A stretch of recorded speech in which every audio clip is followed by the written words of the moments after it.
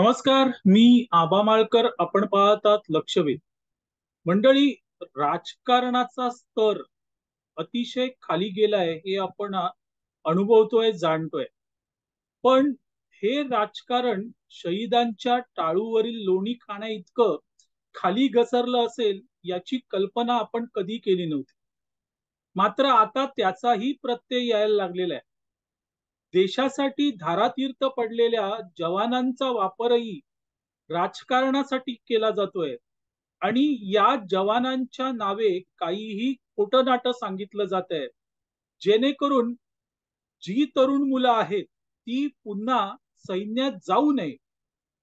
सरकारने सैन्य भरतीसाठी ज्या काही नवीन योजना आणलेल्या आहेत त्या योजनेअंतर्गत तरुणांनी सैन्यात जाण्याचा विचार करू नये असा कुटील हेतू त्यामागे आहे का, असा प्रश्न निर्माण होतो. आणि तो प्रश्न मला तरी निदान सतावतोय मित्रांनो.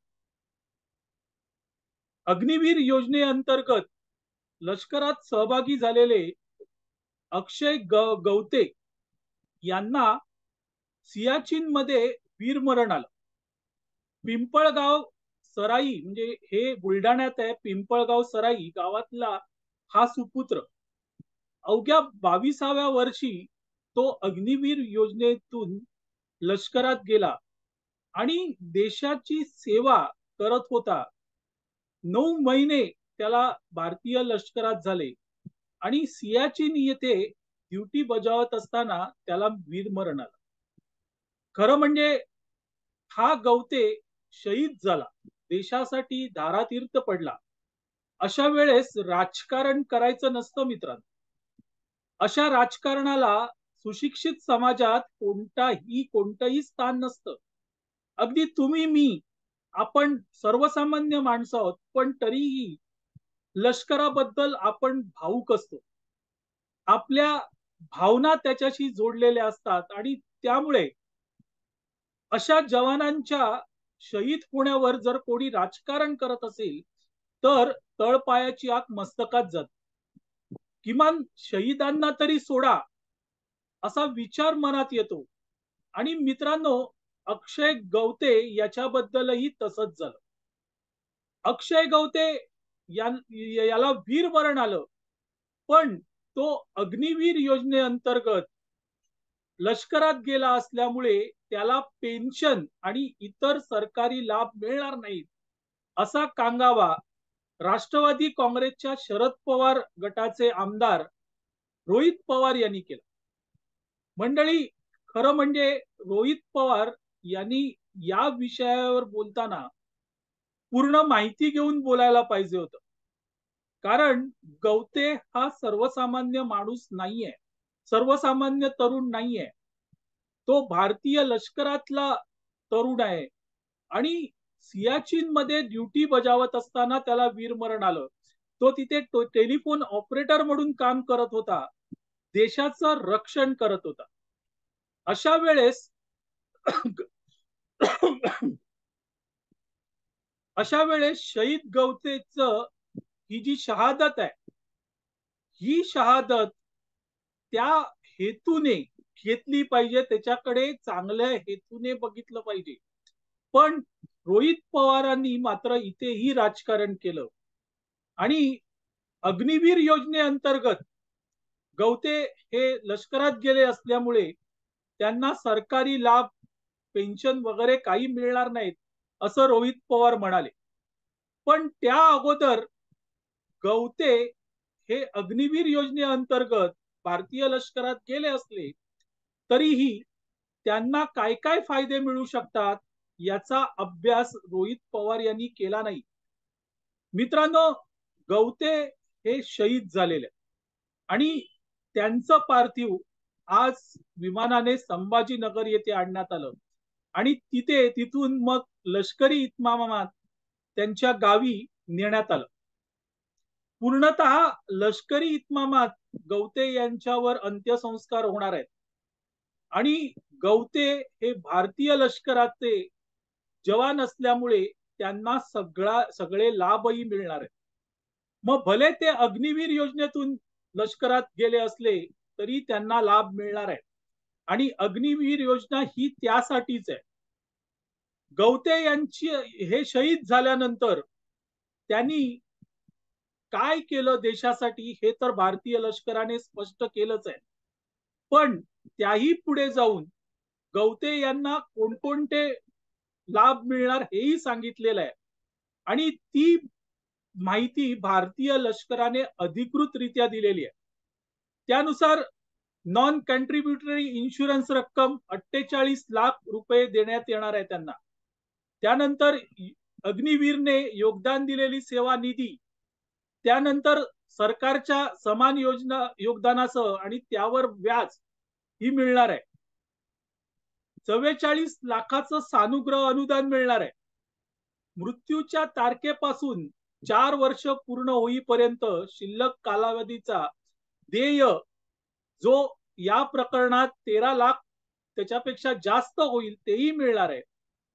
Arm forces battle casualty fund मधून 8 लाखांचा निधी त्यांना देण्यात येणार आहे.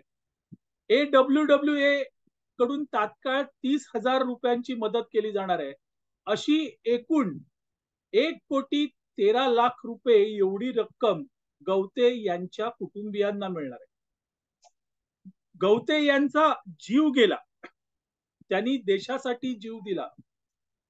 त्यांच्या प्राणांच्या तुलनेत ही रक्कम फार मोठी नाहीये मित्र. पण रोहित पवार जो कांगावा करतायत की त्यांना काहीही मिळणार नाहीये, तो कांगावा आहे, त्यांचा खोटेपणा आहे, हे मात्र त्यातून उघडकीस आलेलं आहे. आणि अशा प्रकारे कांगावा खोटेपणा का केला जातोय? अग्निवीर योजना ही वाईट योजना नाहीये. देशाच्या तरुणांना तरुणपणीच लष्करात सहभागी होता यावं म्हणून ही योजना मोदी सरकारने सुरू केली. पण देशातल्या विरोधी पक्षांनी त्यावर आबाळ उठवलं. या योजनेमध्ये मुळे तरुणांचं नुकसान होणार आहे असं काही बाई सांगून टाकलं. पण प्रत्यक्षात ही योजना काय आहे आणि त्याचे फायदे काय आहेत हे आता दिसून येते. अशा वेळेस रोहित पवारांनी या ठिकाणी तरी कमीत कमी राजकारण करणं टाळलं पाहिजे. त्यांनी देशातली एक चांगली योजना त्याला तर बदनाम केलं, पण गवते यांच्यावर देखील प्रश्नचिन्ह निर्माण केलंय. आणि हे प्रश्नचिन्ह अतिशय वाईट आहे मित्रांनो, अतिशय वाईट आहे. गवते असतील किंवा त्यांच्यासारखे जे तरुण असतील, जे अग्निवीर योजनेअंतर्गत लष्करात गेलेले आहेत, त्यांच्यामध्ये संभ्रम निर्माण करण्याचा प्रयत्न रोहित पवार यांनी केलेला आहे. आणि कशासाठी? क्षुल्लक राजकारणासाठी. राजकारण आणि देशहित, देश रक्षण हे मुद्दे बाजूला ठेवा. तुम्हाला तुमचं राजकारण करायचं असेल तर लखलाप ते तुम्ही करा, पण देशाच्या हिताच्या आड येऊ नका, देशाच्या संरक्षणाच्या आड येऊ नका. मंडळी, मध्यंतरी एका तरुणाचा म्हणजे अग्निवीर योजनेअंतर्गत लष्करात गेलेल्या एका तरुणाचा मृत्यू झाला. त्याच्यावर शासकीय इतमामात अंत्यसंस्कार करण्यात आले नाहीत. लष्कराने नकार दिला. का नकार दिला? कारण त्या तरुणाने स्वतःवर गोळी झाडून आत्महत्या केली होती. आणि लष्करी नियमानुसार जो जवान आत्महत्या करतो त्याच्यावर लष्करी इतमामात अंत्यसंस्कार होत नाही. हा नियम फार जुना आहे आणि तो सगळ्यांना लागू आहे. मग तो अग्निवीर योजने अंतर्गत लष्करात ते सहभागी झालेले असो, नाहीतर अन्य योजनेअंतर्गत लष्करात सहभागी झालेले असो, त्या सगळ्यांना हा नियम लागू आहे. पण तो आधार घेऊन जर रोहित पवार गवते यांच्या शहीदपणाबद्दल प्रश्नचिन्ह निर्माण करत असतील तर ते चुकीचं आहे. मंडळी, आज राजकारण हे कोणत्या स्तराला गेलंय हे आपण सगळे जाणतो. काहीही करून मोदींना विरोध करा, मोदींच्या योजनांना विरोध करा. त्या योजना भले देशहिताच्या असतील तरीही मोदींना विरोध म्हणजे तरी देशाला विरोध, हेच तत्व अवलंबलं गेलेलं आहे आणि जातंय. आणि त्या तत्वानुसार वागताना एका जवानाचं शहीदत्व ही यांना मान्य नाहीये. ही फार वाईट गोष्ट आहे. असो मंडळी, हा विषय गंभीर आहे. ही सुरुवात झालेली आहे. त्याला वेळीच रोखलं नाही तर हे आगीसारखं पसरेल. ते तुमच्यापर्यंत यावं म्हणून हा व्हिडिओ केला. आपल्याला हा व्हिडिओ आवडला तर लाईक करा, शेअर करा. लक्षवेधला सबस्क्राईब करा. सबस्क्राईब करताना बेल आयकॉन जरूर दाबा. धन्यवाद.